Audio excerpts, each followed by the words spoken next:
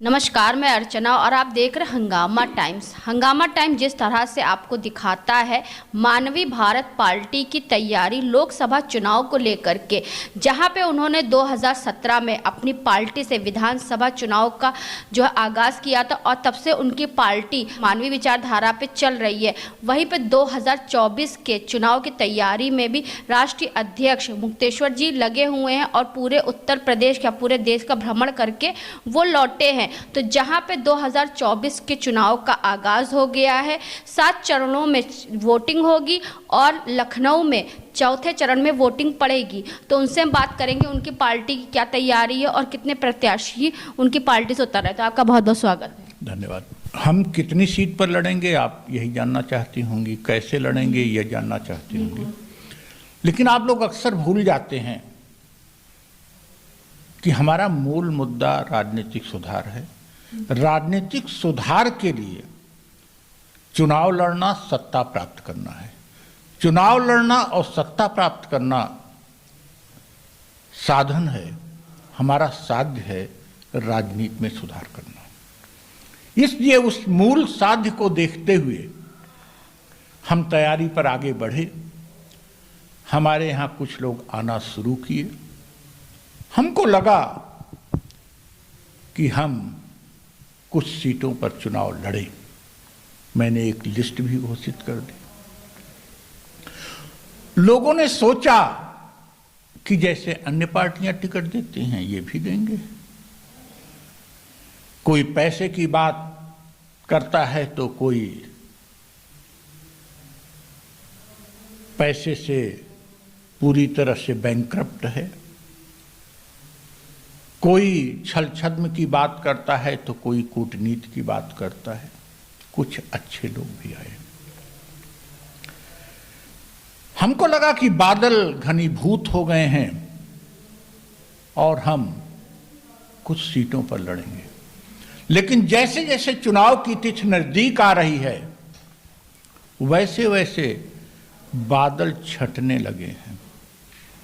और जब बादल छट जाएंगे तो बरसात तो होगी नहीं, और बरसात होगी नहीं तो राजनीतिक सुधार होगा नहीं। तो बादल को घनीभूत करना मेरा काम है और बिना बादल के हम बारिश करने की कोशिश नहीं करेंगे। आज तो प्रेस कॉन्फ्रेंस में आप लोगों को हमने बुलाया था कि दूसरी लिस्ट प्रकाशित करेंगे, लेकिन आज मैं सबको मैंने भेज दिया कि हमारी पार्टी से टिकट प्राप्त करने के लिए ये शर्तें आवश्यक हैं। उन शर्तों का कोई पालन करेगा तो टिकट मिलेगा, वरना किसी को टिकट नहीं मिलेगा। पहली लिस्ट वाले भी अगर खरे नहीं उतरते हैं 5 लोग तो उनका भी मैं कैंसिल कर दूंगा। 28 मार्च या 29 मार्च को हम फाइनल टिकट देंगे जो हमारे द्वारा निर्धारित, पार्टी द्वारा निर्धारित योग्यताओं को पूरी करता होगा। क्या योग्यताएं हैं आपकी पार्टी की? पहली योग्यता तो यही है कि आप चुनाव लड़ना चाहते हो तो क्या आप 25,000 रुपये महीने कमाते हो, व्यवसाय द्वारा, नौकरी द्वारा, पत्रकारिता द्वारा या पारिवारिक सहयोग से या कृषि द्वारा?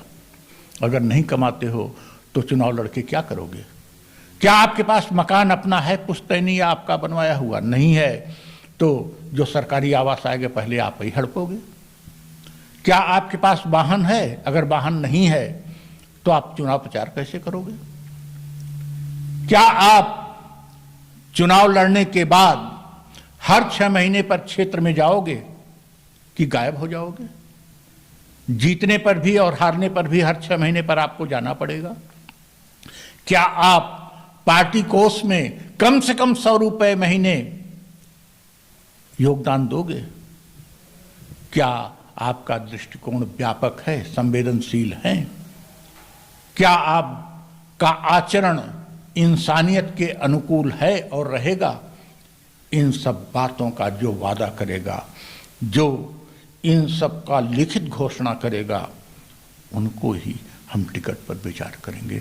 हमारे यहाँ से टिकट प्राप्त करना, मीडिया को लगता है बीजेपी का टिकट लॉटरी है, लेकिन लॉटरी तो हमारे यहाँ का टिकट होगा और हम लड़ने के लिए अपने सिद्धांतों से समझौता नहीं करेंगे। मुझे पता है कि हमारी मेहनत रंग लाएगी, बादल घनीभूत होंगे और जब हम बरसात करेंगे तो मूल्यों की और नैतिकता की, राजनीतिक सुधार की बरसात होगी। और जिनका आपराधिक रिकॉर्ड है उनके लिए? आपराधिक रिकॉर्ड वाले तो हमारे पास भटकेंगे नहीं, लेकिन जिनकी इमेज भी माफिया की है और रिकॉर्ड आपराधिक नहीं है, उनको भी प्रायश्चित करना पड़ेगा। बिना प्रायश्चित किए उनको टिकट हम नहीं देंगे। कोई हमारे कैंडिडेट को अगर मीडिया का आदमी माफिया कह देगा तो उस मीडिया पर मैं केस करूंगा। माफिया कहना अपमान है, तो माफिया को मैं टिकट नहीं दूंगा, और जिनको टिकट दूंगा उनको माफिया कोई छाप नहीं सकेगा, छापेगा तो उसको जेल कराऊंगा। जी, तो यानी कि मानवीय भारत पार्टी की जो विचारधारा है, जो भी इनका कैंडिडेट होगा वो अपने में जब मजबूत होगा तभी वो देश को मजबूती से निर्माण की तरफ में उसका निर्माण कर सकेगा और देश का भविष्य सुरक्षित कर सकेगा। तो सर जी ये बताइए, बड़ी बड़ी पार्टियां जो है, कांग्रेस है, सपा है, बीजेपी है, गारंटी कार्ड लेकर के आ रहे हैं और गारंटियों की बात कर रहे हैं, बिजली फ्री की बात कर रहे हैं, हर चीज़ की बात, नए नए सुझाव लेकर के, लुभावने वादे लेकर के आ रहे हैं। क्या कहना चाहेंगे इस बारे में? पहली चीज तो हम ऐसे कैंडिडेट को नहीं देते कि देना चाहते जो बहुत बुद्धिजीवी हो, बहुत पैसे वाला हो, ऐसी हमारी योग्यता नहीं है। व्यापकता हो, अपना सेल्फ मेड हो, सेल्फ रिस्पेक्ट की भावना हो और जीवन निर्वाह करने के लिए उसके पास अपना पेशा हो। ये है हमारा मतलब, धनाढ़ से नहीं है, हमारा मतलब बुद्धिजीवी से नहीं है। और पार्टियों की आपने बात की, और पार्टियां अगर अच्छा ही करती तो हमारी क्या जरूरत थी। और पार्टियां तो कैसे लोगों को टिकट दे रही हैं, कैसे जातिगत धर्मगत समीकरण बैठा रही हैं, कैसे गठबंधन कर रही हैं, आज यहाँ तो कल वहाँ। कोई बीजेपी में एप्लीकेशन दिया है तो वही व्यक्ति सपा में भी एप्लीकेशन दे रखा है कि वहाँ से नहीं मिलेगा तो यहाँ से ले लेंगे। इनकी क्या बात करें? क्या ऐसी स्थिति में लोकतंत्र के इस महापर्व में किसी की आलोचना मत कराइए। आलोचना नहीं, हम समालोचना करेंगे चुनाव के बाद, जब हम डगर निकलेंगे, फिर अपनी यात्रा को पुनर्जीवित करेंगे। लखनऊ लोकसभा सीट से आपने किसी प्रत्याशी को तैयार किया है उतारने के लिए? प्रत्याशी तो आप पैसा दीजिए तो आपको सामने सड़क पर मिल जाएंगे।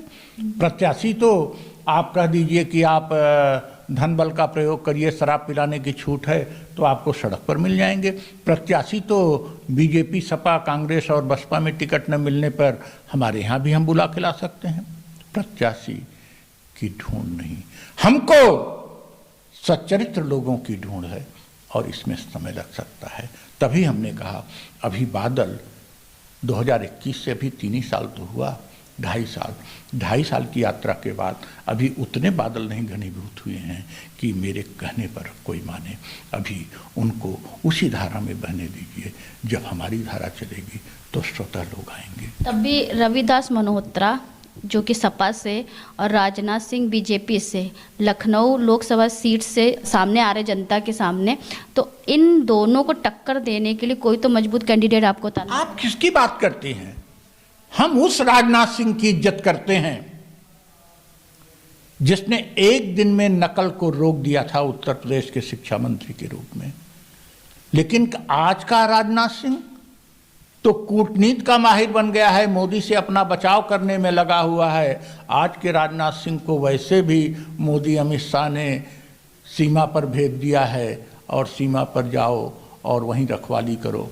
आज का राजनाथ सिंह वो राजनाथ सिंह नहीं है जो 1991 का हुआ करता था। और रविदास मल्होत्रा की बात करते हैं। रविदास मल्होत्रा के बारे में सुना है कि छात्र राजनीति में बड़े संघर्षशील थे, लेकिन रविदास मल्होत्रा उस पार्टी में है जिसने उत्तर प्रदेश की कानून व्यवस्था को बर्बाद कर दिया, उत्तर प्रदेश की शिक्षा व्यवस्था को बर्बाद कर दिया। विश्वविद्यालय से निकले तुम थे, तुमने उनका हाथ क्यों नहीं पकड़ लिया? अपने नेता का हाथ क्यों नहीं पकड़ लिया? क्या लड़ेंगे ये लोग? आने दीजिए समय, रविदास को भी पता लगेगा, राजनाथ को भी पता लगेगा। इस बार तुम दोनों निपट लो। यानी कि आप अपनी पार्टी से 28 तारीख को यानी कि 28 मार्च को ही घोषणा करेंगे कि किसको आपको टिकट देना है, किसको नहीं देना है। मेरा मूल मंतव्य है, राजनीतिक सुधार की प्रक्रिया में जो व्यक्ति आड़े आएगा उसको टिकट नहीं मिलेगा, जो व्यक्ति सहयोग करेगा उसको टिकट मिलेगा। हो सकता है कि 50 को टिकट मिल जाए, हो सकता है 5 को जो दिया है वो भी कैंसिल हो जाए। 28-29 को हम ये बता पाएंगे, क्योंकि मेरी शर्तें अब सब तक पहुंच चुकी हैं और उन शर्तों का पालन करते हुए जो फिर आएगा, दोबारा आएगा, लिखित रूप में उन शर्तों को मानेगा, उस पर हम विचार करेंगे। यानी कि अभी तक ये स्पष्टीकरण आप नहीं करेंगे अभी कि कितनी सीटों से आप लड़ेंगे? एकदम नहीं, कभी नहीं, 29 में भी नहीं, 32 में भी नहीं, जब तक हमारे सिद्धांतों के अनुकूल, राजनीतिक सुधार प्रक्रिया के अनुकूल नहीं मिलेंगे। लेकिन एक इतने बड़े देश में 2.5-3 साल का समय बहुत कम होता है। हम स्वयं स्वीकार करते हैं कि अभी हमको समय लगेगा और संभव है बिहार चुनाव, हरियाणा चुनाव तक ऐसी स्थिति नहीं बनेगा तो 2027 तक अवश्य बनेगा, जब हमारे पास अच्छे लोग आएंगे, हमारी शर्तों को न केवल मानेंगे बल्कि उन शर्तों को और भी कड़ा करने का मुझसे आग्रह करेंगे। अभी आप जैसे चुनावी यात्रा पे जो आप गए थे आप, तो उसको लेकर के आप अन्य जिलों में और अन्य राज्यों में गए थे, तो वहाँ क्या निष्कर्ष निकला? निष्कर्ष यह नहीं निकला, हमारी बात को सभी स्वीकार करते हैं, लेकिन अभी संघर्ष करने के लिए और कंधे से कंधा मिलाकर चलने के लिए उनको हिचक है, क्योंकि वर्तमान राजनीति इतनी गंदी हो गई है कि उनको विश्वास ही नहीं पा रहा है कि यह सकारात्मक चीज़ें सफल होंगी। हमको विश्वास दिलाना पड़ेगा। तो जो दर्शक आपको देख रहे हैं तो उनसे क्या कहना चाहेंगे आप? उनसे यही कहना चाहेंगे कि किसी भी सुधार के लिए आवश्यक है स्वयं में सुधार करो। आप ये मत देखो कौन जीतेगा कौन हारेगा। जैसे हम नहीं देख रहे हैं कि बीजेपी, कांग्रेस, सपा, बसपा कौन जीतेगा कौन हारेगा, हम अपनी राह पर चल दिए हैं और वह राह आपसे जब पूछते हैं तो आप कहते हो अच्छा है। ऐसे ही आप सबको करना पड़ेगा, अपनी राह चल निकलो, सब कुछ ठीक हो जाएगा। लेकिन हाथ पर हाथ रख कर बैठोगे तो कुछ भी ठीक नहीं होगा, आने वाला समय और भी भयावह होगा। तो ये थे हमारे साथ में मानवीय भारत पार्टी के राष्ट्रीय अध्यक्ष मुक्तेश्वर जी, जिनकी विचारधारा है राजनीति परिवर्तन को लेकर के, राजनीति परिवर्तन सुधार यात्रा को लेकर उन्होंने पूरे देश का भ्रमण किया। जहां पे लोकसभा चुनाव सर पे है वहीं पे उनकी पार्टी पूरी तैयारी में है, लेकिन वो अपने कैंडिडेट, ऐसे कैंडिडेट लाएंगे जो उनकी राजनीतिक पार्टी की विचारधारा और शर्तों को लेकर के चले, क्योंकि उनका मानना है कि उन्हें किसी पार्टी से कोई मुकाबला नहीं करना है, क्योंकि उनकी जो पार्टी है एक साफ सुथरी पार्टी है और मानवीय विचारधाराओं पे चलने वाली पार्टी है। तो ऐसे कैंडिडेट जब उनके पास आएंगे तो वो प्रत्याशी के रूप में लोकसभा सीटों से उतारेंगे, अन्यथा वो लोकसभा चुनाव में अपनी पार्टी को नहीं लेकर के आएंगे और ना ही लड़ेंगे, चाहे वो 2024 हो, चाहे आपका 2029 हो, चाहे आने वाला आगे वाला भी साल हो आपको लेकर के। इस तरह से उनका कहना है। जिस तरह से हम आपको हमें दिखाते रहते हैं कि मानवीय भारत पार्टी की विचारधारा मानव को लेकर के और मानवीय विचारधाराओं को लेकर के, तो वैसे ही लोकसभा की तैयारी के लिए उनसे हम आज बात करने आए थे कि आखिर उनके प्रत्याशियों की क्या तैयारी है। तो इसी के साथ मैं अर्चना आपसे इजाज़त लेना चाहूँगी। धन्यवाद। बने रहिएगा हंगामा टाइम न्यूज़ चैनल के साथ। हंगामा टाइम्स की तमाम खबरों को देखने के लिए हंगामा टाइम्स को सब्सक्राइब कर लीजिए और बेल आइकन दबा लीजिए। अगर आपको ये वीडियो अच्छा लगा हो तो लाइक बटन प्रेस कर अपनी प्रतिक्रिया हमारे कमेंट बॉक्स में देना मत भूलें।